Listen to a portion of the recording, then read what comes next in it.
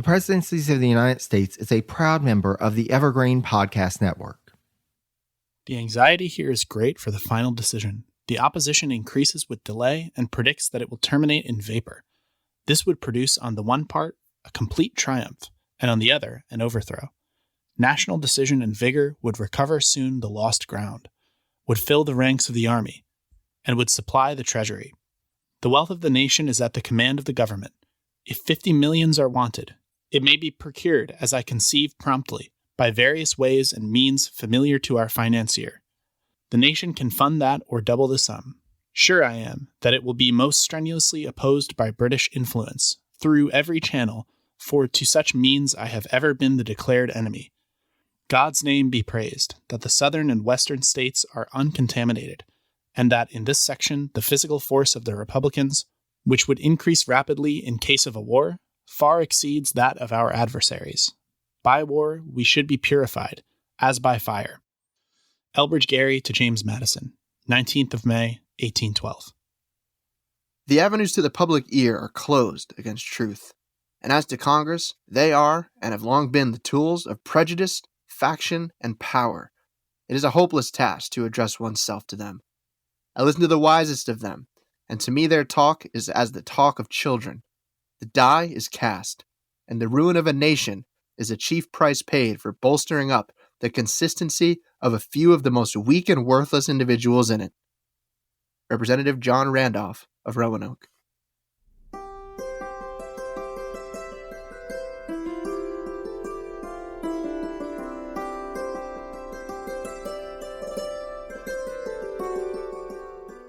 Two days after President Madison signed the declaration of war against Great Britain, British Minister to the U.S. Augustus Foster sent a copy of the war declaration to his superiors in London, asserting that, quote, "This extraordinary measure seems to have been unexpected by nearly the whole nation and to have been carried in opposition to the declared sentiments of many of those who voted for it." On the same day that British Foreign Secretary Lord Castlereagh announced that the Orders in Council, which had been the subject of American protests for years, were being repealed, Foster had his last meeting with Madison at the president's invitation. On June 25th, he and his vice consul, Gabriel Wood, along with Foster's two dogs, departed from Washington, D.C., and traveled first to Baltimore, then to New York City, before boarding a ship which arrived in Halifax, Nova Scotia on July 17th. Soon enough, Foster made his way back across the Atlantic, arriving in Britain on August 22nd. It's beyond the scope of this podcast to follow Foster's life and career any further, for, though he would maintain a correspondence with some figures in the U.S., his future lay elsewhere. Just as the declaration of war of June 18, 1812, altered Foster's trajectory, so too did it alter the lives of so many on both sides of the Atlantic. We'll begin to explore these impacts in this episode, but for now, I'd like to welcome you to the Presidencies of the United States. I'm your host, Jerry Landry. Special thanks to Kevin and Ryan of the Almost Presidents podcast for providing the intro quotes for this episode. While this podcast deals with the folks who actually ascended to the presidency, Ryan and Kevin examine the lives and careers of those who had presidential ambitions that went unfulfilled. Their first series of episodes have been on the life of Robert Kennedy, a figure that we discussed in our special episode on the turbulent 1968 presidential election. I've greatly enjoyed their dive into RFK and his path to the presidential campaign that abruptly and tragically ended with his assassination. If you want to learn more about Robert Kennedy, I highly recommend that you check out their podcast anywhere fine podcasts can be found. They can also be found on Twitter at AlmostPotusPod. I'll share more information about the Almost Presidents podcast on my social media around the release of this episode. Hey there! Are you interested in building your brand, whether it's personal, startup, or corporate, and developing your leadership skills? On Mentor Dialogue, come join me, Mentor Dial, as I interview some of the world's most interesting personalities, entrepreneurs, business people, and authors. I'm proud that this podcast, which is available through all your favorite podcast services, is part of the Evergreen Podcast Network. Check out the Minter Dialogue Show on leadership, transformation, and brand strategy, where you'll get stimulating conversations that elevate your energy and spark change. Though we've been hearing about the drumbeats of war in the halls of power in recent episodes of the podcast, as Foster informed the British government, and as we heard in one of our opening quotes, there are definitely some questions as to the will of the American people when it came to this war with Britain. As we're examining a time long before opinion polls and popular mass communication, it's difficult to gauge what opinion, if any, the average citizen had about entering into war with Britain. Certainly, there had been demonstrations when certain offenses happened, like the Chesapeake Leopard affair. But did this mean that folks were ready for the men of the United States to take up arms and, as some leaders want it, march across the border to take Canada? We'll see this question of public willingness to prosecute the aims of the war come up time and again as we go along. For now, though, we must pick up on a thread we only briefly touched on last episode. For while Washington was gearing up for war with Britain, another conflict involving American forces had already started in East Florida. In episode 4.18, we left off the East Florida situation with the governor of East Florida, Juan José de Estrada, reporting back to Spanish authorities that, after concerns that the Americans were plotting to take the colony, it seemed like everything was quiet. Unfortunately for Estrada, there was more happening than he was aware. Just as he had been making plans for the defense of East Florida, so too had General George Matthews been hard at work trying to recruit folks for what was being called the Patriot Cause. However, early 1892 found him facing the reality that his efforts had resulted thus far in only a few recruits. Thus, Matthews turned to two potential sources of support. First, in late January, he wrote Secretary of State James Monroe requesting, quote, a company of artillery and one of infantry from the U.S. Army. Then, Matthews traveled to meet with Georgia Governor David Bridie Mitchell to request support from the state militia. Mitchell, quote, ordered Major General John Floyd of the state militia to hold militia troops in readiness along the border. Having secured at least some ground troops, in late February, he met with Commodore Hugh Campbell, who had a squadron on the St. Mary's River. Campbell was initially concerned about whether he had the authority to assist Matthews in his efforts, as Secretary of the Navy Paul Hamilton had not issued official orders for him to provide naval assistance to the Patriots. However, upon examining Matthews' commission, he offered his squadron support. It may have been a force of only 125 men, but by early March, Matthews had his Patriot Army. It was a good thing, too, because time was of the essence to have a possibility of success. Matthews had learned that a new governor was being sent to East Florida to replace Estrada. This new official, Sebastian Kindelan y O'Regan, was much more capable than Estrada. Matthews described him as, quote, a gentleman of handsome talents and military experience. On top of having a capable commander in charge, it was expected that Kindelan would bring with him fresh troops. If the Patriots were to have a chance of taking East Florida before his arrival, Matthews knew they had to put their plan into action as soon as possible. Matthews revealed to his fellow officers that he planned to use their force to take St. Augustine, the capital of the Spanish colony.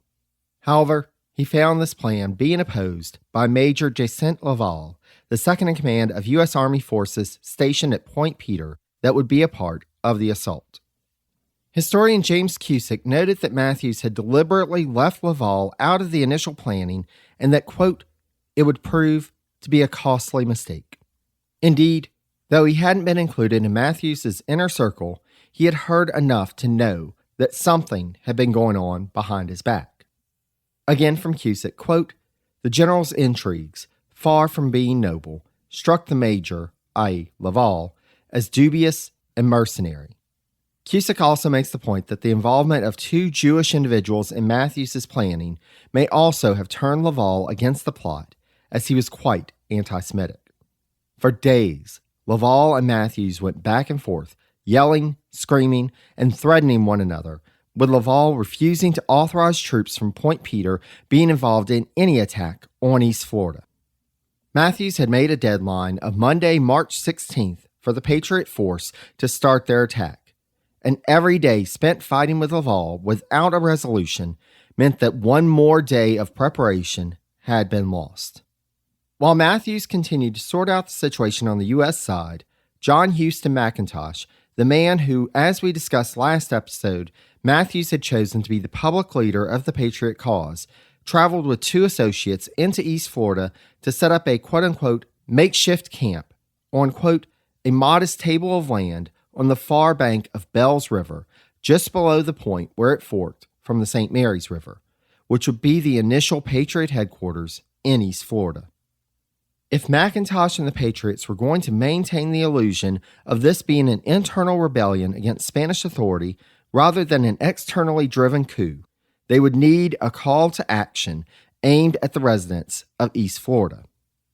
Thus, they used this opportunity to draft, quote, a manifesto voicing the grievances that vindicated their break with the Spanish crown and urging the people of East Florida to join their cause. They promised lands to those who would become adherents and threatened banishment and confiscation of property against those who would not. Matthews, meanwhile, decided to get Laval's superiors in Washington involved. After having Laval brought up on formal charges of, quote, conduct unbecoming an officer and neglect of duty, the general wrote Secretary of State Monroe on March 14th, requesting that Laval be relieved of his command, asserting that, quote, the time has arrived when something must be done, and if you ever expect the Floridas, send on immediately the companies of artillery and infantry I requested in my former letter. In the meantime, with Laval still in place and continuing to thwart Matthews' plan, he finally had to admit that taking St. Augustine without the U.S. Army forces at Point Peter was an impossible prospect. There was, however, another target that would be easier for a small force to occupy that was closer than St. Augustine. Just across the river on Amelia Island, there was Fernandina, the second largest town in East Florida. As described by Cusick, this settlement of 600, quote, was the commercial and social apex of the landed gentry of Amelia Island. It was a center of commerce in East Florida, with Fernandina serving as, quote, a major base of operations for the international slave trade following the U.S. ban on importing slaves a few years prior.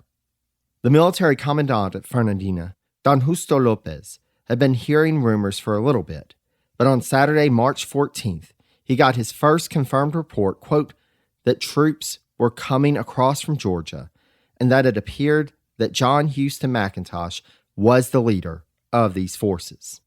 Lopez sent his brother-in-law to St. Augustine to bring word of this invasion to Governor Estrada. With only 9 regular soldiers under his command, without reinforcements from Estrada, Lopez would be hard-pressed to fend off an attack. The next day, the Patriot force began their march towards Fernandina, taking over a plantation along the way to act as their camp. While positioned there, new recruits started coming in, especially when they heard the terms of the Patriot Manifesto. Free land or exile and the confiscation of all their property? It wasn't a tough choice. In one day, the Patriot force had doubled its size to around 150 individuals. Meanwhile, 2 American gunboats got in place at the mouth of the Amelia River to block access to or from Fernandina by the sea. Lopez sent a formal protest to St. Mary's in Georgia and gathered the leaders of the town's militia to plan for Fernandina's defense. Word came back from the messenger he had sent to St. Mary's. Indeed, this messenger had a message from General Matthews himself. Quote, the Patriots were going to descend Bells River and force the surrender of Fernandina. They would have the assistance of 5 heavily armed American gunboats, and if the people of the town resisted, then the gunboats would not get, i.e., the town, down about their ears. That evening, an ultimatum was sent by John Houston McIntosh. Quote, the determination of the United States to take possession of our province by conquest have caused us to agree, who have interested ourselves in the advantages which we actually enjoy, to place it under their protection. Therefore, We have already secured all the country between the St. John's and St. Mary's, and had it not been for an unexpected circumstance, we would have had possession of St. Augustine and the fort on tomorrow night. So that you see how far I'm engaged in this business and that I cannot now retrocede, we have sufficient forces to conquer all the province. We intend laying siege to Amelia Island, or, more properly, to invite you to unite with us in our glorious cause. And I assure you that if our proposition is admitted by you without objections, none of our soldiers shall place their feet upon it, i.e., the island. But otherwise, if you do not admit to it, no one can answer for the consequences. The situation was already grim. Then, on Monday, March 16th, Lopez awoke to find that someone had spiked their 6-pound cannon. The sergeant of the regular troops admitted rather quickly that he was the one who had done so. Then, before Lopez could place him under arrest, the sergeant's superior officer explained that he thought Lopez had ordered the cannon spiked. Lopez had ordered nails placed by the cannon in case they had to spike it if they were about to suffer a defeat, but the officer had misinterpreted the order.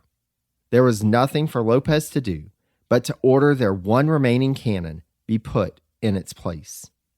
Back and forth, messengers went throughout the day as the Patriots attempted to convince the defenders of Fernandina to join their cause, but to no avail. On March 17th, the gunboats positioned themselves to carry out an assault on Fernandina, and soon 5 gunboats were, quote, within a pistol shot of the plaza. Realizing the situation was hopeless, Lopez ordered the Spanish flag to be taken down and sent a messenger to surrender the town to the U.S. Navy. However, this offer was refused. Remember, this is the Patriots launching an internal rebellion. The U.S. is not taking over anything until, of course, the Patriots ask them to take over. Thus, Lopez ordered the flag raised once more. Around 2 p.m., the signal was given for the Patriot force to begin to make its way to Fernandina. With less than 100 men to face around 250 to 300 Patriots and over 200 sailors of the U.S. Navy, Lopez had no choice but to surrender. Around 5 o'clock, the Patriot forces entered the town, and a brief surrender ceremony was held in the plaza. As Cusick described it, quote, the Patriots were masters of the second largest town in Spanish East Florida, and they had captured it without firing a shot. The very next day, March 18th, Matthews and McIntosh participated in a, quote, ceremony that would officially deliver northeastern Florida into American possession.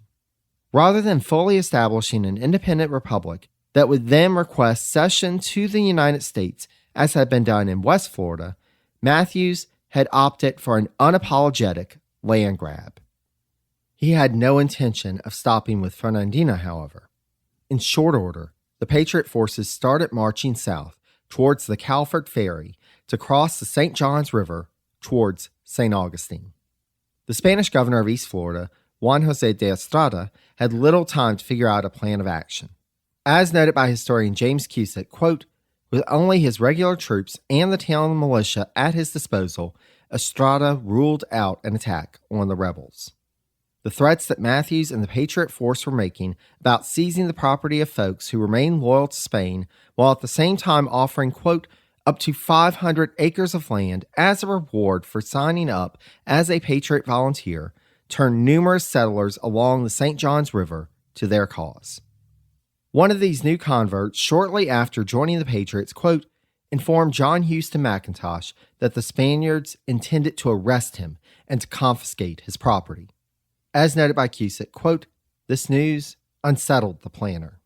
Apparently, he had convinced himself that the Spanish authorities, like so many settlers, would see the futility of opposition and embrace an American takeover. Still, the Patriots continued their advance, and on March 25th, a force of around 200 Patriots arrived on the western edge of St. Augustine. As described by Cusick, quote, no turn of the imagination could transform San Agustin de la Florida Oriental into an American town. The squat and sprawling vecindario, or neighborhood, with its fortress and redoubts, resembled something out of medieval romance. It was well sited for defense, situated on a narrow sliver of peninsula formed by the confluence of the San Sebastian River on the town's western perimeter and the wide brackish bay of the Matanzas River, which formed its harbor. The river and bay system provided St. Augustine with a kind of natural moat, which the Spaniards had further augmented by military works. St. Augustine's principal fortification was the Castillo de San Marcos, a massive stone fort located along the Matanzas River at the town's northeast corner. Artillery fire from its gun deck could protect both the harbor and the surrounding countryside to the distance of a mile in all directions. The town would present a formidable defensive force, but General Matthews and Governor Estrada both knew that the western side of St. Augustine was the most vulnerable approach. On the 26th, McIntosh sent word to Estrada demanding that he surrender the town to the Patriots and offered, quote, the same terms given at Fernandina: full security of life, liberty, and property, payment of debts, freedom of religion, and the beneficial consequences that must result from an annexation to the United States. Estrada assembled his war council and considered the Patriot offer. Then, on the 27th, quote, Estrada presented himself in the plaza of St. Augustine and addressed the people. With the governor's house and church as his backdrop, standing beneath the red and gold banner of Spain, he told them they must stiffen their determination to resist. Still thinking that St. Augustine was soon to be theirs, Matthews delivered remarks on April 4th upon his departure from Fernandina to join McIntosh and the other troops at the Spanish capital and asserted that, quote, I go to St. Augustine, and from there, our victorious men move on Mobile and Pensacola. But we will not stop. On to Venezuela to rout the autocratic Spaniards and plant the flag of freedom over all of South America. Little did he or his supporters know that the siege of St. Augustine would prove to be the end of Matthews's efforts due to events happening that same day hundreds of miles north in Washington. News of what had transpired on Amelia Island made its way north like a wave. When Georgia Governor David Mitchell heard about the Patriots' actions, he was, as described by Cusick, quote-unquote, stupefied. Mitchell wasn't necessarily upset about the blatant invasion of Spanish territory by American forces, so much as he wished that he had been given notification sooner so that he could have sent forces to assist in the effort, as well as ensure that Georgia was prepared to handle any, quote, retaliations from the Spanish, the British, or the Indians. The reaction by the Madison administration was a bit more critical. Though, to be fair, the government in Washington had authorized Matthews and McKee's mission in the first place, the timing and the way that the Patriot War had begun were both problematic. News of the taking of Amelia Island arrived in the capital around the time that the Henry affair was backfiring on the administration, as discussed last episode. Rather than taking East Florida, the administration's priority was rallying support around the idea of war with Britain. Instead of being able to focus on that, they were now having to deal with negative press coverage about Americans invading Spanish territory. Naturally, in early April, British Minister to the U.S. Augustus Foster and the Spanish diplomatic representative in the U.S., Don Luis de Onís, sent formal protests to Secretary of State Monroe. President Madison wrote to his predecessor Jefferson later in the month, asserting that, quote, Matthews has been playing a tragicomedy in the face of common sense as well as of his instructions. His extravagances place us in the most distressing dilemma. The administration had wanted what was, on the surface, a homegrown rebellion like that in West Florida, where U.S. involvement was a plausible deniability. Instead, American forces had been led across the border, and the land was being handed over to the U.S. by other Americans who were clearly acting as puppets. After meeting with Southern leaders in Washington, some of whom advocated using the same justifications that had been used to take Baton Rouge to retain control of Amelia Island, Madison and Monroe realized they couldn't do so without risking having to fight in the South, as well as the anticipated battles to come in the North, and stretching already limited resources beyond any hope of victory. Thus, on April 4th, Monroe wrote to Matthews, quote, an official repudiation, and revoked the general's commission on the claim that he had violated his instructions. On the 10th, British Minister Foster was assured by Monroe, quote, that the president had never authorized an attack on Spanish East Florida and that the United States would take steps to return the occupied areas to Spanish control. That same day, Monroe wrote to Georgia Governor Mitchell to appoint him as a U.S. commissioner with the authority, quote, to negotiate with the Spanish authorities over the East Florida situation. Mitchell's charge was to reassure the Spanish that the Americans were going to turn back over any lands in East Florida taken by the Patriots, but to also delay the removal of American forces in the area as much as possible in the hopes that there might be, quote, a peaceful cession of the province. The administration still wanted East Florida, mind you.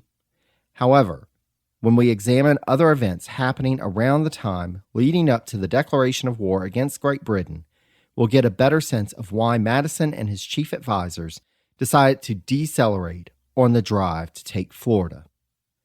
As mentioned last episode, Congress had authorized an $11 million bond issue to take place as facilitated by the Treasury Department.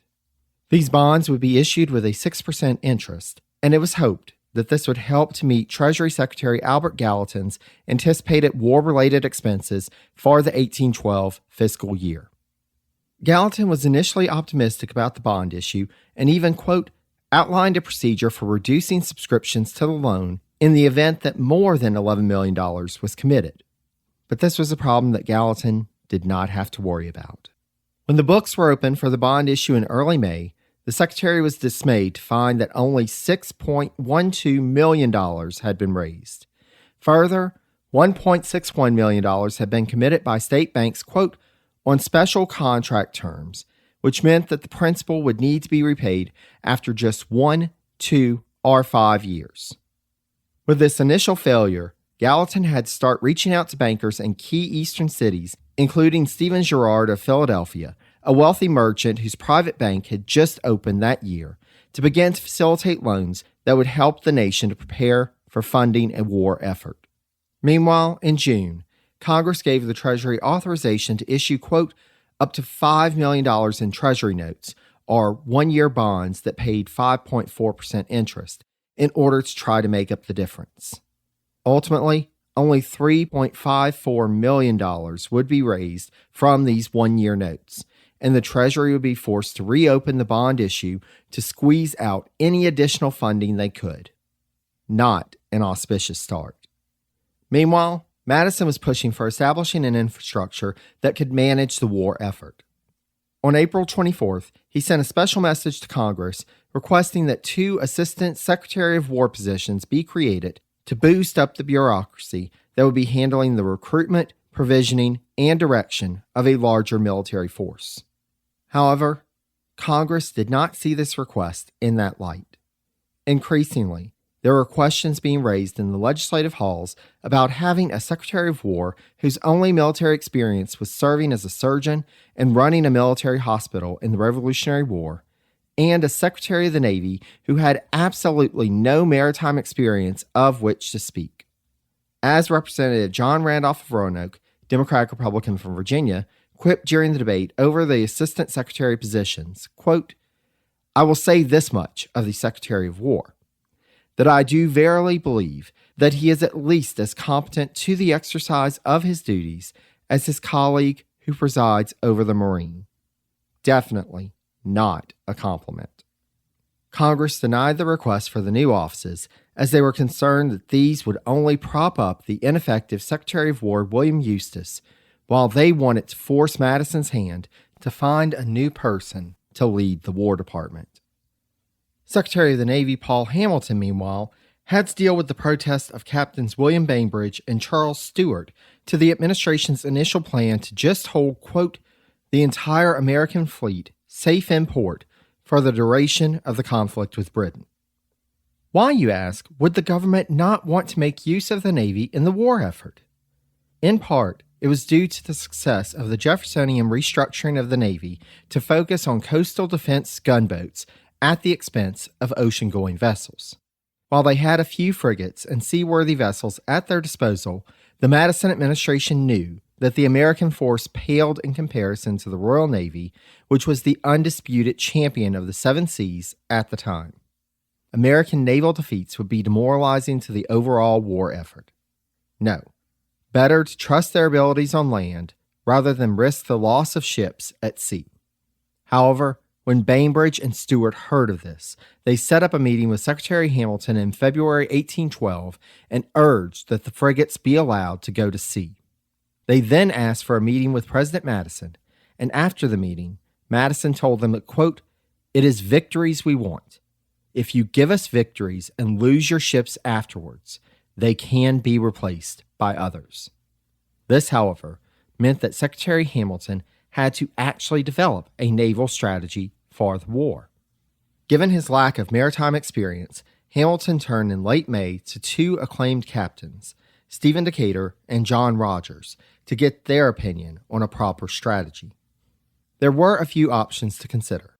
The Navy could be used as more of a coastal patrol unit or sent further abroad. The strategy could be one more focused on the defense of American merchant ships or a more offensive plan to attack British commerce. Ships could be sent out on solo missions or deployed in squadrons. Decatur recommended more of an offensive strategy, quote, that the frigates should be deployed singly or in pairs and without giving any specific instructions as to place of cruising, but to rely on the enterprise of the officers so that they would not be easily detected by the British, would cover large distances more quickly, and could attack British convoys. Decatur reasoned that the loss of one or two ships would not be a huge impact to the overall effort. Rodgers also recommended a good offense, though his plan involved, quote, a squadron consisting of 2 or 3 of the fastest frigates in the American Navy, supplemented with a sloop of war, being dispatched to cruise in the waters surrounding the British home islands. Naturally, Rodgers volunteered to be the commodore of the squadron. As the senior officer in the Navy, it would make sense for Rodgers to command a force key to the American naval strategy. I should make a quick note here that, at this point, the rank of admiral did not exist in the U.S. Navy. The highest permanent rank was captain, though a captain could be named to a temporary command as a commodore to give him more authority over an entire squadron of ships rather than one singular ship. Hamilton hesitated in devising a naval strategy based on the recommendations from Decatur and Rodgers. In the absence of a plan from the Navy Department, Madison, in consultation with his cabinet, recommended that the entire Navy be moved to the port of New York, where Rodgers was waiting aboard the USS President, and that Rodgers be commissioned as a commodore over the full naval force. Immediately following the declaration of war, Rodgers was eager to set off, but day after day, no orders arrived from Hamilton. Back in Washington, on June 21st, Secretary of the Treasury Gallatin, while no fan of the Navy in general, complained to President Madison that Hamilton, quote, still had not sent the needed cruising orders to the force gathered in New York. Those orders, according to Gallatin, quote, ought to have been sent yesterday, and at all events, not one day longer ought to be lost. Madison gathered his cabinet the next day, and afterwards the orders were sent for Rodgers, quote, to divide his force into 2 squadrons to cruise in the offing near New York and Norfolk, respectively. Little did the officials in Washington know, however, that Commodore Rodgers had already ordered his squadron out of New York Harbor the day prior to the issuing of those orders. As described by historian Ian Toll, quote, it was not the first time an American commander had sailed without orders, nor would it be the last. The Commodore's decision bordered on insubordination, but it also revealed boldness, initiative, and a keenness to be at sea. Rodgers grasped what Hamilton may have only dimly understood, that every hour lost to dithering gave the enemy another hour to react to the American declaration of war. With Rodgers and his squadron at sea, it wouldn't be long before they ran into a British ship, and indeed, on the 23rd, Rogers aboard the USS President sighted the HMS Belvidera 100 miles southeast of Nantucket Shoal. At 4:20 p.m., the first shots of the War of 1812 were fired from the President. Unfortunately, 10 minutes later, as described by Toll, quote, one of the chase guns on her, i.e. the President's, main deck burst, tearing a gaping hole in the forecastle and killing or wounding 16 men. Rogers himself was among the casualties. One of his legs was bloodied and broken. Still, he maintained command of his ship, but soon enough, the Belvidera sailed away from the damaged President, and the engagement ended. Rogers took a few days to heal as repairs were done on the ship, but on June 26th, they were off again, ready to take on the British Navy once more. Once war was declared, a strategy was also needed for prosecuting military operations on land. In this, Eustis would defer to his predecessor as Secretary of War, Henry Dearborn. As noted by historian Stephen Rausch, unlike Eustis, Dearborn actually came with combat experience. He had served in the Continental Army and had been involved with battles ranging from the beginnings at Bunker Hill to the last major battle at Yorktown.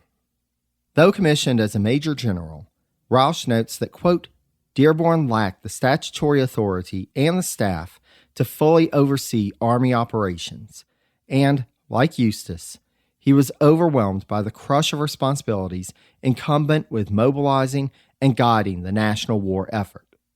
This did not stop him from proposing one of the most audacious military strategies to that point in American history. As noted in episode 4.18, one of the primary objectives of the Warhawks in a declared war against Britain was the acquisition of Canada for the U.S., which was not so outlandish of a goal as we might imagine looking at the situation in the modern context. With a small settler population and sparse military resources spread across a large expanse of geography, with the right strategy, ample resources, and an able commander, Canada might just have come under American control. Instead, the Madison administration had the Dearborn Plan. The general planned a three-pronged invasion of Canada. One force would be sent via Lake Champlain up to Montreal to take that strategic city on the St. Lawrence River. Another army would invade from Detroit into western Upper Canada, quote, to disrupt British influence with the Indians and deny the British access to the upper Great Lakes. In between those two offensives, a third force would enter Upper Canada from New York in the Niagara River region to cut off British navigation between Lakes Erie and Ontario. On the surface, this was a sound strategy. However, if you're not familiar with the Great Lakes region, dear listener, I'd invite you, if you are able, to pull up a map of it. This battle strategy stretched from Detroit in eastern Michigan over to north of the New York-Vermont border. This was hundreds of miles of geography involved in 1812, when there were far fewer passable roads and transportation was by horse and cart if you were lucky. Communication meant either messages delivered verbally or by hand on paper. The Dearborn Plan depended on a near simultaneous invasion from all three entry points to ensure that British military forces in Canada were either stretched too thin to be effective or concentrated in one theater while the other two were open. This plan also relied upon not one, but three forces spread over hundreds of miles being well supplied by the War Department. If any or all of this is not ringing alarm bells in your head, then just know that it should. The reality of the situation is that the War Department, from the top down, was incapable of adequately supplying one active military force, much less three, and the geographic barriers to the logistics of coordinated attacks were near impossible at the time to overcome. Further, remember what Rausch said about the commanding general Henry Dearborn, who, in fact, after he submitted his plan and it was approved, decided to leave the coordination of everything to Eustis. Dearborn would take charge of the Army of the Northeast and leave the folks in Washington to work out the other two fronts. For the Western Front, Revolutionary War veteran William Hull was put in command. As noted by Roush, quote, Hull had fought in several Revolutionary War battles, including Monmouth and the attack on Stony Point. He had ended the war as a lieutenant colonel in the Continental Army. Since 1805, and as discussed in episode 3.29, Hull had served as the governor of the Michigan Territory. Again from Roush, quote, Hull had a firm grasp of the military situation and cautioned Eustis and Madison about the challenges of invading Canada. Hull spent time in March and April 1812 advising the administration on the situation in the West, and indeed recommended to the president that the Michigan Territory be abandoned completely in order for forces to be moved to more defensible positions elsewhere. Madison rejected this idea and insisted that Detroit had to be held. Whether it was due to his concerns over the viability of the mission, or his age, or his unwillingness to leave his post as territorial governor, the 59-year-old Hull declined the commission as Brigadier General of the Northwestern Army the first two times Eustis offered it. The third offer, though, came with the provision that Hull would be able to retain his position as governor in addition to his military commission, so Hull accepted. Given the geographic nature of Michigan as a peninsula, which at this point was just the lower peninsula, Hull knew that a naval force would be key to ensuring the defense of Detroit and forcing the British out of Upper Canada. Madison, however, felt that, quote, a naval force on Lake Erie was unnecessary. And indeed, in their consultations with Secretary of the Navy Paul Hamilton, the two top naval commanders that the U.S. had at that time, Captains Decatur and Rogers, had not indicated a need for naval forces on the Great Lakes. In the meantime, Hull made his way west to Ohio to gather militia forces there before returning to Detroit on July 5th with a force of 2,500, where he, quote, began to plot a frontal assault on British targets. Little did he know, though, that the British were off to an early start on American targets. Nearly 300 miles to the north, the American garrison at Fort Mackinac, near the strait connecting Lakes Huron and Michigan, was surprised to find a hostile force at their doorstep on July 17th. British Captain Charles Roberts at nearby Fort St. Joseph learned before the commander at Fort Mackinac about the declaration of war and quickly assembled, as described by historian René Chartrand, quote, a force of royal veterans, a unit of aged soldiers known for its love of rum, but whose men were often battle-tested, and Canadian fur traders, as well as Ojibwe and Ottawa allied forces. This force positioned a small cannon near Fort Mackinac, and, realizing that they were outnumbered, the American garrison surrendered without firing a shot. In their surrender, they learned a bit too late that the U.S. was now at war. Hull, meanwhile, began his invasion by crossing the Detroit River on July 12th and taking the small town of Sandwich. His orders from Eustis were to proceed into Upper Canada and take Fort Malden in Amherstburg, approximately 15 miles south of Sandwich. In what would prove to be a constant problem with the war effort in the north, Hull had to deal with a militia regiment that refused to cross over to Sandwich, asserting, quote, that it could not be required to fight outside the United States. In its purest sense, the militia was all about defense, not offense. However, without a large standing army, if the plan to invade Canada was going to work, the commanders on the ground would have to rely upon militia units to supplement the regular troops under their command. Still, Sandwich was taken, and after Hull issued a proclamation warning against Canadian resistance, quote, almost 600 Canadian militiamen at Fort Malden deserted and returned home to their families and crops. It seemed like things were starting off on rather of a good note. Whatever optimism he had in this initial move was shattered on July 28th when Hull learned from Ojibwe traders that Fort Mackinac had been taken by the British. Hull apparently exclaimed, quote, the whole northern hordes of Indians will be let loose upon us. A few days later, he learned that Wyandotte, south of Detroit, had allied with the British and were cutting off the road between Detroit and Ohio, a vital route for supplies. Thus, on August 7th, General Hull ordered his forces out of Canada and back to Detroit. 2 attempts to break through the Wyandotte blockade failed, and the situation in Detroit became increasingly desperate.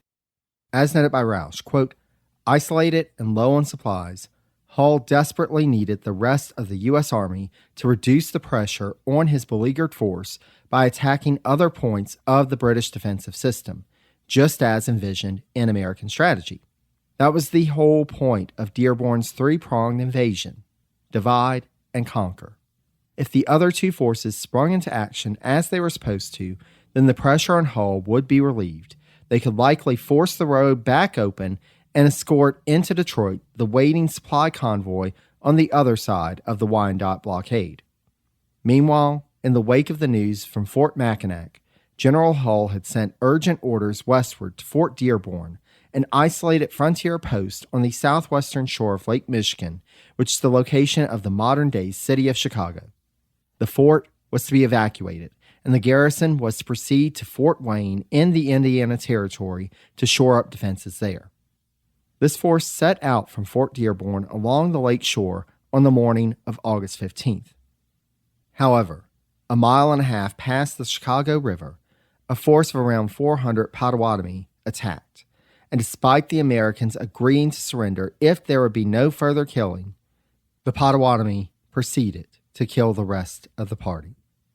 53 Americans were killed, including 2 women and 12 children. This would not be the only attack on American troops that day. Back in Detroit on the 15th, General Hull was presented with a demand from the British commander of Upper Canada, General Isaac Brock. The message was simple. Quote, the force at my disposal authorizes me to require of you the immediate surrender of Detroit. It is far from my intention to join in a war of extermination, but you must be aware that the numerous body of Indians who have attached themselves to my troops will be beyond control the moment the contest commences. The fact that Brock was in the area at all came as a shock to Hull, but as noted by Rausch, quote, Brock was far better informed about American operations than Hull, and knew that the 3-pronged near-simultaneous attack that Hull was counting on to save the day was not happening.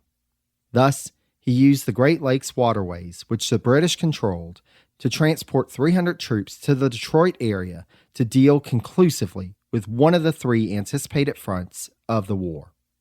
Despite this unsettling turn of events and the stated threat of massacre at the hands of native forces, Hull rejected Brock's demand and pledged to fight.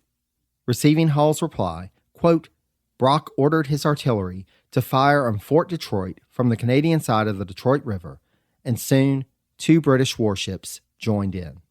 The Northwestern Army returned fire, but the assault kept on through the night, with 2 soldiers being killed and the nerves of civilians who had sought refuge in the fort being frayed. As described by historian T.M. Miles, quote, the terrified occupants of Detroit town desperately buried money and silver or directed their slaves to do so. Evaluating his options and realizing that they were in a no-win scenario, General William Hull on August 16th ordered his troops to, quote, march to the parade ground and stack their arms while the British cut the American flag from the staff and hoisted the Union Jack to the accompaniment of God Save the King. The next day, Hull, his officers, his staff, and soldiers from the regular army were transported from Detroit, bound for Quebec, to be held as prisoners of war. Hull's surrender ensured the safety of both the military and civilian population gathered at the fort, but it also meant the loss of a key strategic post in the Northwest and a serious challenge to American control of the lands west of the Appalachians. As noted by Skaggs and Althoff, quote, the British captured nearly 2,400 muskets and rifles, the gunpowder and lead in the arsenal, plus 39 pieces of artillery. The brig Adams was lost and promptly renamed the Detroit. British control of the Upper Lakes was complete. The Americans had no armed vessel above Niagara Falls. Even if the British didn't directly invade American territory, There was always Tecumseh and his confederacy, as well as the other native nations looming as a threat to the scattered settlements of the West. Again, from Skaggs and Althoff, quote, militarily, the whole northwestern frontier of the United States from the Ohio River northward was now open to Indian raids. We'll explore more of the ramifications of the surrender of Detroit in our next episode. But for now, the time has come to draw this episode to a close. Special thanks again to Kevin and Ryan from the Almost Presidents podcast for providing the intro quotes for this episode. Be sure to check out their podcast anywhere fine podcasts can be found. Special thanks also to Christian of Your Podcast Pal for his audio editing work on this episode. You may not realize how much time is involved in editing each episode to produce a quality sound, and having Christian's editing expertise at work enables me to devote more time to researching, recording, and everything else involved in the process. If you'd like to enlist Christian services for your podcast, be sure to check out his website at yourpodcastpal, all one word, .com. Special thanks also to the folks at the Colonial Music Institute at George Washington's Mount Vernon, who graciously allowed us the use of clips from Hull's Victory as performed by David and Ginger Hildebrand for our intro and outro music. You can find out more about the great work that the Colonial Music Institute is doing to research and share information about early American music and dance by going to mountvernon.org and typing in Colonial Music Institute in the search field. I'll have a link to the Almost Presidents podcast, Your Podcast Pal, and the Colonial Music Institute on the source page for this episode on my website, presidentiespodcast, all one word, .com. There, you can also find the sources used for this episode, all past episodes of the podcast, links to more information on all the U.S. presidents, and a way to leave a rating and review for the podcast. Speaking of, I had a recent 5-star review come in from PCast Junkie entitled Great Detail. The review reads as follows, quote, I love the detail and obvious passion from the host. The math, 3.5 presidents covered in 6 years, suggests that he will be covering Franklin Pierce in 2041, Woodrow Wilson in 2065, Bill Clinton in 2089, and should, quote-unquote, catch up in roughly 2119. I'm cheering for you, Jerry, but the pace has to quicken. Thank you for your kind words as well as the calculations. Should I get enough patrons or figure out some means of being able to fully support myself through the podcast or other presidential history efforts, the pace would certainly quicken. As it is, I thank you for your patience. While I could cover presidencies faster, and I do have esteemed colleagues with other podcasts who do so and quite admirably in their approach, I'd like to think that the Presidencies podcast is something unique in the level of detail. Certainly, I feel that I've learned much more about the Madison presidency than I ever had previously in working on this series, and I hope you feel the same as I. If you'd like to support the efforts of this podcast, I hope you'll consider leaving a rating and review to help me get the word out there. Thanks to all who have done so thus far, and a special thanks to the folks who have gone that extra step to become patrons of the podcast. If you'd like to become a patron of Presidencies, just go to patreon.com/presidencies to sign up. If you'd like to reach out to me, please feel free to send me an email at presidenciespodcast@gmail.com. I'm also available on social media. I'm on Mastodon, Post, and Facebook as Presidencies, on Twitter at Presidencies89, and on Instagram at Presidencies Podcast, again, all one word. For all of you listening, I cannot thank you enough and promise to match your patience in the time it takes to get through each presidency with an equal amount of persistence to see us through. Until next time, stay safe and healthy, be kind to one another, and take care, dear friends.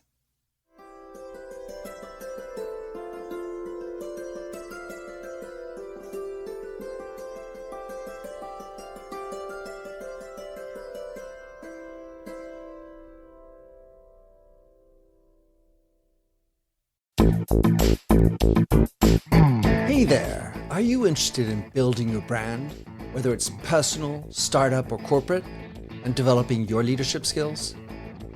On Mentor Dialogue, come join me, Mentor Dial, as I interview some of the world's most interesting personalities, entrepreneurs, business people, and authors.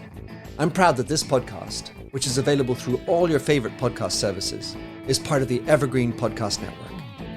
Check out the Mentor Dialogue show on leadership, transformation, and brand strategy, where you'll get stimulating conversations that elevate your energy and spark change.